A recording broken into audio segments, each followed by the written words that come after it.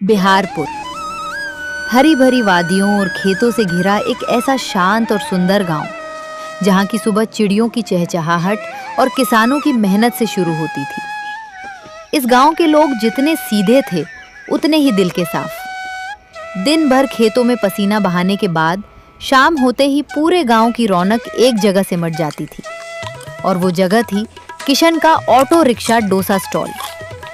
किशन अपने ऑटो में ही स्वादिष्ट डोसे का ठेला लगाता था। उसके डोसे का स्वाद ऐसा लाजवाब था कि दूर दूर से लोग सिर्फ उसकी उंगलियों का जादू चखने खिंचे चले आते थे।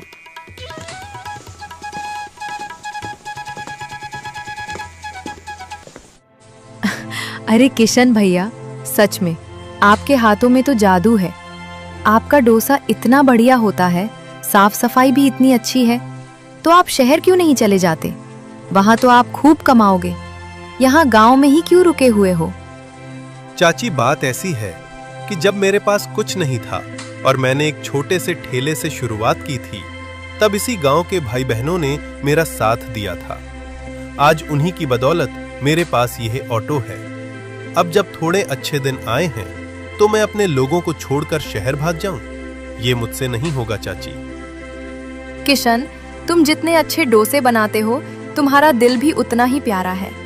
पर एक बात बताओ भाई, ऐसा क्या डालते हो इसमें? हम घर पर इतनी कोशिश करते हैं, पर ऐसा स्वाद और ऐसा कुरकुरापन कभी आता ही नहीं। भाभी, इसमें कोई गुप्त मसाला नहीं है। ये तो बस आप सबका प्यार है और मेरे स्वर्गीय बाबूजी का सिखाया हुआ हुनर है, जिसे मैंने आज भी जिंदा रखा है। बस यही मेरी रेसिपी है। किशन की इन्हीं मीठी बातों और स्वाद के दीवाने लोग रोज आते, डोसा खाते और खुशी खुशी पैसे देकर चले जाते। किशन की जिंदगी सुकून से चल रही थी। पर कहते हैं ना कि किस्मत की धूप में छांव का आना तय होता है। किशन रोज की तरह अपनी दुकान लगाने की तैयारी कर रहा है। तभी उसकी पत्नी सुमन पास आती है। सुनो जी, एक बात बतानी थी। कल जब आप दुकान पर गए थे, तब गांव के 2-3 लोग घर आए थे। उनके साथ वो जमींदार धनीराम सेठ भी था। वो आपके बारे में पूछ रहा था और कह रहा था कि कोई पुराना पैसा बकाया है। मैं उन्हें ठीक से पहचानती नहीं थी, इसलिए मैंने कुछ ज्यादा नहीं बोला। क्या धनीराम सेठ? वो लालची आदमी हमारे घर आया था? पर क्यों? कहीं ऐसा तो नहीं कि बाबूजी ने बीमारी के वक्त उससे कुछ उधार लिया हो और जाने से पहले मुझे बता ना पाए हों? मुझे तो अभी से घबराहट हो रही है सुमन। न जाने क्या मुसीबत आने वाली है। आप परेशान मत होइए, भगवान पर भरोसा रखिए। जो होगा अच्छा होगा। बस मेरी एक बात मानिए, अगर वो रास्ते में कहीं मिले भी तो गुस्सा मत करना, शांति से बात संभाल लेना। ठीक है सुमन, तुम फिक्र मत करो। आज वैसे ही बहुत देर हो गई है, मैं निकलता हूँ। किशन अपना ऑटो लेकर अपनी तय जगह पर पहुंचता है और दुकान लगाता है। अभी कुछ ही देर हुई थी कि तभी धनीराम सेठ अपने 2 लठैतों के साथ रौब झाड़ता हुआ वहां आ धमकता है। और भाई किशन, क्या हाल चाल है? मैं ठीक हूँ सेठ जी, आप बताइए, हमारे गरीब खाने पर कैसे आना हुआ? सब ठीक ही है। कल मैं तुम्हारे घर गया था, तुम्हारी पत्नी मिली थी। बहुत सीधे साधे लहजे में बात कर रही थी। शायद जानती नहीं कि धनीराम सेठ कौन है। जी, वो आपको नहीं पहचानती थी। उसने मुझे बताया कि आप आए थे। पर सेठ जी, आप किस सिलसिले में आए थे? साफ साफ बताइए। सिलसिले की बात सुन। तेरे स्वर्गीय बाप ने मुझसे पूरे 5,000 रुपए उधार लिए थे। मैं तो भूल ही गया था, पर कल जब पुरानी बही खाता खोली तो देखा कि वो पैसे आज तक चुकाए ही नहीं गए। अब इतने सालों का ब्याज मिलाकर पूरा हिसाब 25,000 रुपए बैठता है। क्या 25,000 रुपए? सेठ जी, इतने पैसे? क्या सच में मेरे बाबूजी ने? ए लड़के, जुबान संभाल कर बात कर। धनीराम का खाता कभी झूठ नहीं बोलता। अगर तू चुपचाप पैसे नहीं दे सकता, तो ये जो तेरी फटफटिया है ना, इसे मैं उठा ले जाऊंगा। इसे बेचकर अपना पैसा वसूल करूंगा। सेठ जी, रहम खाइए। मुझे इस उधार के बारे में कुछ नहीं पता था, पर मैं आपके पैसे खाऊंगा नहीं। मुझे बस 1 महीने का वक्त दे दीजिए। मैं दिन रात एक करके आपके 25,000 रुपए चुका दूंगा। 1 महीना? नहीं, मैं तुझे सिर्फ 10 दिन का समय दे रहा हूं। 10वें दिन मैं खुद यहां आऊंगा और मुझे मेरे पूरे पैसे नगद चाहिए। अगर पैसे नहीं मिले तो याद रखना, तेरी ये दुकान, तेरा घर, तेरी जमीन सब मेरी हो जाएगी। और सुन, पैसे नहीं दे पाया तो अपनी पत्नी की शादी मेरे लड़के से करानी पड़ेगी। धनीराम सेठ की ये आखिरी बात सुनते ही किशन के सब्र का बांध टूट गया। उसकी आंखों में अंगारे उतर आए। सेठ धनीराम, अपनी हद में रहकर बात करो। बात सिर्फ पैसों की है तो 10 दिन की मोहलत मांगी है ना। मैं वादा करता हूं कि 10वें दिन तुम्हारी रकम तुम्हारे सामने होगी। अब चुपचाप यहां से चले जाओ, इससे पहले कि मेरा गुस्सा 7वें आसमान पर पहुंचे और मैं कुछ ऐसा कर बैठूं जिससे तुम्हारी खैर न हो। अच्छा, बड़ी गर्मी है तुझ में। मुझे ऐसी गर्मी शांत करने का पुराना तजुर्बा है। चलो रे लड़को, 10 दिन बाद इसका सारा घमंड इसी जमीन पर मिला देंगे। धनीराम सेठ के जाने के बाद किशन बहुत परेशान था। तभी वहां शहर से आया एक नया शादीशुदा जोड़ा आकर रुकता है। नमस्ते भैया, क्या आप ही किशन जी हैं? जी साहब, मैं ही किशन हूँ। बताइए क्या सेवा करूं? दरअसल हम पास के शहर से आए हैं। बगल वाले इलाके में मेरा एक छोटा सा कारखाना है। मुझे वहां के स्टाफ और वीआईपी मेहमानों के लिए एक बेहतरीन बावर्ची की तलाश थी। हमने आपके स्वाद की बहुत तारीफ सुनी है। क्या आप हमारे कारखाने के मुख्य शेफ बनेंगे? साहब, आपकी पेशकश के लिए शुक्रिया। मैं खाना तो बहुत अच्छा बना लेता हूँ, पर मैं अपना ये गांव और यहाँ के लोगों को छोड़कर शहर नहीं जा सकता। मुझे अपने इस छोटे से काम से बहुत लगाव है। अरे किशन जी, पैसों की चिंता मत करो।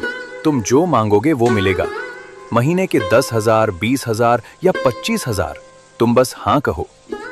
नहीं बाबू साहब, बात पैसों की नहीं, अपनों की है। मैं नहीं आ पाऊंगा, मुझे माफ कर दीजिए। अच्छा किशन जी, अगर आप शहर नहीं आ सकते तो कोई बात नहीं। क्या आप हमारे कारखाने के लिए रोज के 40 से 50 डोसे पैक करके दे सकते हैं? हम रोज खुद गाड़ी भेजकर यहाँ से मंगवा लिया करेंगे और आपको पूरे पैसे एडवांस दे दिया करेंगे। अरे मैडम जी, अगर ऐसी बात है तो ये तो बहुत अच्छी बात है। मैं रोज सुबह एकदम ताजा और गर्मा गर्म डोसा पैक करके यहीं तैयार रखूंगा। आपकी गाड़ी आकर ले जाया करेगी। चलिए, ये डील पक्की रही। पर इतनी बातें हो गईं, पहले हमें वो मशहूर डोसा खिलाकर तो देखिए कि स्वाद कैसा है।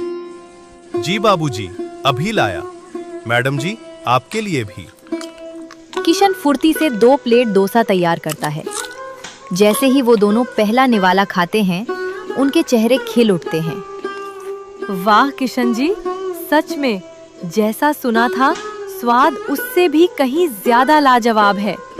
आपकी तरक्की को कोई नहीं रोक सकता। वाकई अद्भुत स्वाद है। ये लो तुम्हारे एडवांस पैसे। कल से हमारा ऑर्डर तैयार रखना।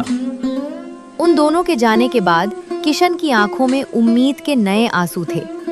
जहां एक तरफ 25,000 रुपए का पहाड़ जैसा कर्ज था, वहीं भगवान ने उसे तुरंत कमाने का एक नया जरिया दे दिया था। उस दिन किशन का सारा सामान बहुत जल्दी बिक गया और वो एक नई उम्मीद के साथ शाम को अपने घर की तरफ लौट चला। क्या बात है जी, आज चेहरे पर रौनक भी है और आंखों में थोड़ी चिंता भी। धनीराम सेठ मिला था क्या रास्ते में? हाँ सुमन, धनीराम सेठ आया था अपनी दुकान पर और जो डर था वही हुआ। बाबूजी ने सच में उससे 5,000 रुपए उधार लिए थे। अब वो ब्याज मिलाकर पूरे 25,000 रुपए मांग रहा है। उसने मुझे सिर्फ 10 दिन की मोहलत दी है और धमकी दी है कि अगर पैसे नहीं दिए तो वो हमारा घर, जमीन और मेरा ऑटो सब छीन लेगा। धनीराम सेठ की धमकी और 25,000 रुपए की बात सुनकर सुमन का दिल बैठ गया। अरे सुनो तो सही, घबराओ मत। तुम कहती थी ना कि भगवान पर भरोसा रखो, वो कोई न कोई रास्ता जरूर दिखाएगा। आज सच में भगवान ने एक फरिश्ता भेजा था। फरिश्ता? कैसा फरिश्ता जी? आज दुकान पर शहर से एक बड़े कारखाने के मालिक और उनकी पत्नी आए थे। वो मेरे डोसे के स्वाद के दीवाने हो गए। उन्होंने मुझे रोज के ढेर सारे डोसे थोक में पैक करके देने का बड़ा ऑर्डर दिया है। और ये देखो, उन्होंने एडवांस पैसे भी दिए हैं। अगर अगले 10 दिन मैंने जी तोड़ मेहनत की तो धनीराम सेठ के 25,000 रुपए हम आसानी से चुका देंगे। हे भगवान, आपका लाख लाख शुक्रिया। आपने डूबती नैया को तिनके का सहारा दे दिया। मुझे पूरा यकीन था कि आप अपने सीधे साधे भक्त का हाथ कभी नहीं छोड़ेंगे। अब आप ज्यादा सोचिए मत। कल सुबह हमें बहुत जल्दी उठना है क्योंकि ऑर्डर बड़ा है और तैयारी में समय लगेगा। आप हाथ पैर धोकर खाना खाइए और अब आराम करिए। बाकी सब ऊपर वाले पर छोड़ दीजिए। तुम सही कह रही हो सुमन। मेहनत हमारी और रहमत ईश्वर की। चलो, कल सुबह से एक नई जंग शुरू करनी है। अगली सुबह सूरज की पहली किरण के साथ ही किशन एक नए जोश से भर गया। वो सुबह सुबह ही अपना ऑटो लेकर तय जगह पर पहुंच गया। अपनी पत्नी सुमन की मदद से उसने बड़े ऑर्डर की तैयारी शुरू कर दी। किशन ने बिना रुके लगातार 2-3 घंटे जी तोड़ मेहनत की और कारखाने के लिए सारे डोसे बेहतरीन तरीके से पैक कर दिए। तभी वहां वो परदेसी बाबू अकेले अपनी गाड़ी से आते हैं। अरे किशन भाई, नमस्कार। क्या हमारे कारखाने के स्टाफ के लिए पैकिंग तैयार हो गई है? जी बाबूजी, बिल्कुल गर्मा गर्म और ताजा डोसे तैयार हैं। ये लीजिए। बहुत बहुत शुक्रिया किशन भाई। तुम्हारी मेहनत और समय की पाबंदी सच में तारीफ के काबिल है। ये लो तुम्हारे पैसे। किशन ने पैसे ले लिए और परदेसी बाबू डोसे लेकर चले गए। इसी तरह मेहनत करते करते लगभग 1 हफ्ता बीत गया। कारखाने के बड़े ऑर्डर और रोज की दुकानदारी से किशन की अच्छी खासी कमाई होने लगी थी। अब उसके पास कर्ज चुकाने के लिए लगभग सारे पैसे जमा होने वाले थे। पर धनीराम सेठ के दिल में तो कुछ और ही लालच चल रहा था। 8वें दिन सुबह सुबह धनीराम सेठ अपने उन्हीं लठैतों के साथ किशन के ऑटो पर आ धमकता है।